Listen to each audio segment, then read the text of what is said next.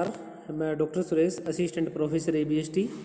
आज के इस वीडियो में हम इनकम टैक्स में इनकम फ्रॉम सैलरी हेड के बारे में पढ़ेंगे। इनकम फ्रॉम सैलरी हेड में सबसे पहले हम टैक्सेबल सैलरी कैलकुलेट करते हैं और टैक्सेबल सैलरी कैलकुलेट करने के लिए देखिए एक टेबल बना रखी है, आपको स्क्रीन पर दिखाई दे रही होगी। इसमें इस प्रकार कैलकुलेट करेंगे। सबसे पहले बेसिक सैलरी, जो भी बेसिक सैलरी दी हुई होती है या हमारे पास जो भी प्रैक्टिकल क्वेश्चन है उसमें बेसिक सैलरी जो दी हुई होगी। उसके बाद में एडवांस सैलरी, फिर बोनस, फीस और कमीशन। यहाँ पर बोनस हो या फीस हो या कोई कमीशन हो, जो भी अमाउंट हमारे पास प्राप्त होती है वो अमाउंट ऐड करेंगे। इसके साथ में अलाउंसेस, जो भी अलाउंसेस हमें मिलते हैं वो अलाउंसेस। उसके बाद में प्रोविडेंट फंड के रूप में जो भी राशि प्राप्त होती है। उसके बाद में अर्न लीव सैलरी में जो अमाउंट हमने प्राप्त करी है वो अमाउंट। इसके बाद में ग्रेजुएटी के बाद में कंपनसेशन, उसके बाद में पेंशन और इसके बाद में वैल्यू ऑफ फैसिलिटीज़। इन सभी को हम ऐड कर देंगे, सभी को जोड़ कर देंगे। जोड़ करने के बाद में जो हमारे पास जो सैलरी आएगी वो टोटल ग्रॉस सैलरी होगी। ठीक है। इसके बाद में इस ग्रॉस सैलरी में से हम डिडक्शन लेस करेंगे। डिडक्शन इस प्रकार लेस करेंगे। एंटरटेनमेंट डिडक्शन अंडर सेक्शन 16(2) के अकॉर्डिंग जो भी हमें डिडक्शन प्राप्त होते हैं वो लेस करेंगे। उसके बाद में एम्प्लॉय टैक्स अंडर सेक्शन 16(3) के अकॉर्डिंग जो भी हमें डिडक्शन है वो डिडक्शन लेस करेंगे। ये लेस करने के बाद में जो हमारे पास सैलरी बचेगी वो टैक्सेबल सैलरी होगी। जो हमारे पास में जो सैलरी बचेगी वो टैक्सेबल सैलरी होगी। इसके बाद में हमारे पास में बेसिक सैलरी के बारे में देखिए। बेसिक सैलरी क्या होती है? करदाता को प्रति माह प्राप्त होने वाली ऐसी निश्चित राशि जिसका निर्धारित वेतन के रूप में किया जाता है, वेतन कहलाती है, या अर्थात मूल वेतन कहलाती है, बेसिक सैलरी कहलाती है। अलाउंसेस हमारे पास में यहाँ पर 3 टाइप के अलाउंसेस होते हैं।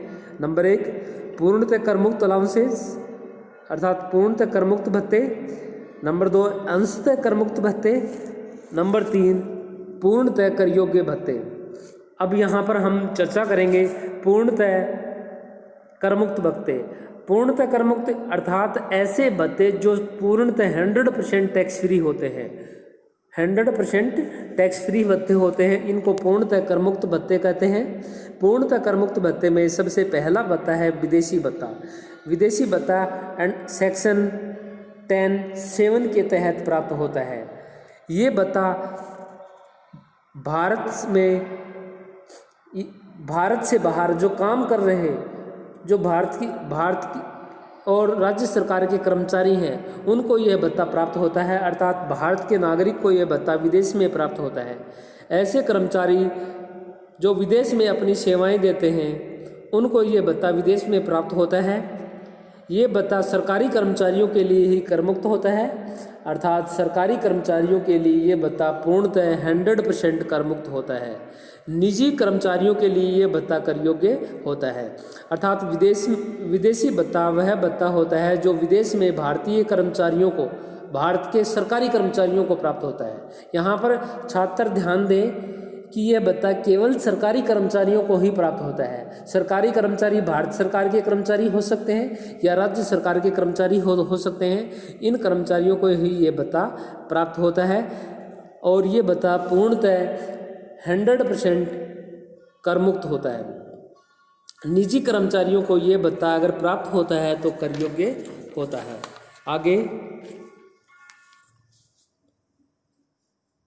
आगे हमारे पास 2 नंबर कर्तव्य पालन संबंधी भत्ता। यदि कोई कर्मचारी अपने कर्तव्य का पालन करता है और उसको कर्तव्य पालन के रूप में कोई भत्ता प्राप्त होता है, कोई अलाउंसेस प्राप्त होता है, तो ये अलाउंसेस जितनी राशि खर्च कर दी जाती है वह टैक्स फ्री होगी और शेष हमारे पास टैक्सेबल होगी। अर्थात कर्मचारी को कर्तव्य पालन के रूप में जो भत्ता प्राप्त होता है, जितना राशि वह खर्च करेगा वह करमुक्त होगी और शेष हमारे पास कर योग्य होगी, टैक्सेबल होगी। नेक्स्ट, उच्च न्यायालय के न्यायाधीशों का भत्ता। भारत में उच्च न्यायालय, सर्वोच्च न्यायालय के न्यायाधीशों को अगर किसी प्रकार का कोई भत्ता मिलता है तो ये 100% कर मुक्त होता है। अर्थात न्यायाधीश, उच्च न्यायालय के न्यायाधीश, छात्र ध्यान दें, उच्च न्यायालय के न्यायाधीश और सर्वोच्च न्यायालय के न्यायाधीश। यहाँ पर सिर्फ हम दो ही न्यायालयों के बारे में बात करेंगे, हाई कोर्ट और सुप्रीम कोर्ट। हाई कोर्ट के न्यायाधीश और सुप्रीम कोर्ट के न्यायाधीश को ये भत्ता पूर्णतः कर मुक्त होता है। उसके बाद में हमारे पास सेकंड नंबर के भत्ते आगे अंशतः कर मुक्त भत्ते। अच्छा, कुछ कंडीशन के रूप में जो कर मुक्त होते हैं। Number 1, children education allowance. यदि कर्मचारी को नियोक्ता से कर्मचारी के बच्चों को शिक्षा के लिए कोई भत्ता प्राप्त होता है तो प्रत्येक बच्चे के लिए यह 100 रुपये प्रति माह की दर से कर मुक्त होगा। अधिकतम यह भत्ता 2 बच्चों के प्रति माह तक प्राप्त हो सकता है, अर्थात मिल सकता है। यहाँ पर ध्यान दें, कर्मचारी को नियोक्ता की तरफ से उसके बच्चों की शिक्षा के लिए यह भत्ता प्राप्त होता है। यह भत्ता 100 रुपये प्रति कर्मचारी के लिए कर मुक्त होगा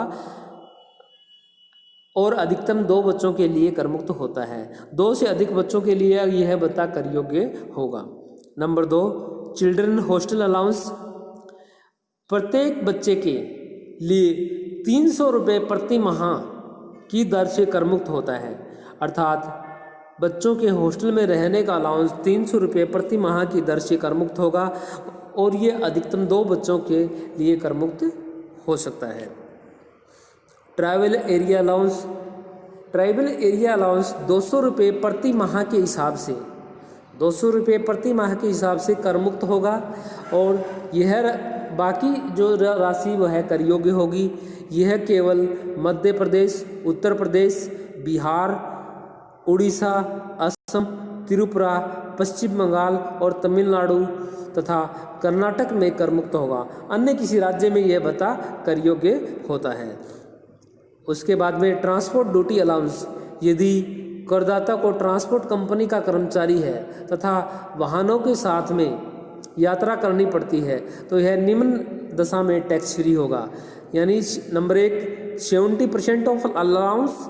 नंबर बी, 10,000 पर मंथ। इन दोनों में से जो राशि कम होगी वह हमारे पास कर मुक्त होगी।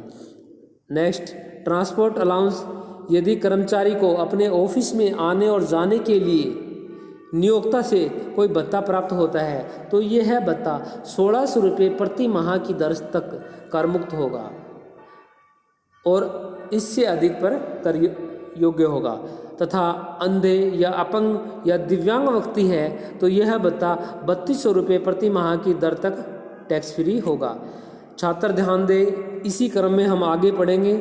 हमें प्रैक्टिकल क्वेश्चन करने के लिए ये सारे रूल्स याद करने ज़रूरी हैं। इन नियमों को ध्यान रखें। इनकम फ्रॉम सैलरी हेड पढ़ रहे हैं, इसमें हमें इन अलाउंसेस को ध्यान रखना होगा ताकि हम भविष्य में क्वेश्चन करें तो कोई परेशानी न हो। तो प्लीज़ आप इनको अच्छी तरीके से पढ़ने की कोशिश कीजिए। फिर भी अगर समझ में नहीं आए तो मेरे व्हाट्सएप नंबर पे मुझसे संपर्क कर सकते हो। Thank you.